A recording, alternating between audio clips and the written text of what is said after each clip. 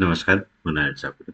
यो नेप्सेको चाहिँ कस्तो छ भने यो बोलिङ्गर ब्यान्डमा विक्लीमा चाहिँ यो पछिल्लो रातोलाई हरियोले खाएर बुलिस भन्यो।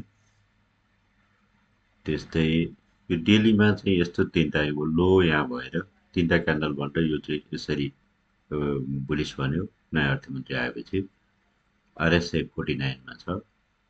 अब अघिल्लो आरएसआई विक्लीमा पनि 51 मा छ। यो दोस्रो त्यो भयो।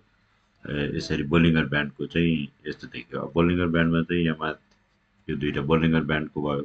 अब भोल्युम पनि अलिकति बढेकै छ। आरएसआई पनि भोलिसै छ। अनि नेप्सेको यो तिनवटा मुभिङ एभरेज यो हरियो 10 डे, निलो 20 डे र येल्लो 30 डेको हो। भन्दा अहिलेको प्राइस चाहिँ 10 डे मुभिङ एभरेजभन्दा माथि छ।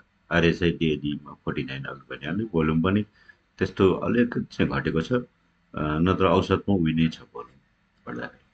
अर्को यो हेर्दाखेरि यो चाहिँ विक्लीमा 10 day 20 day 30 day moving average हेर्दाखेरि यो 10 डे मुभिङ एभरेजलाई छोएर तल आएको छ। 20 र 30 भन्दा माथि छ।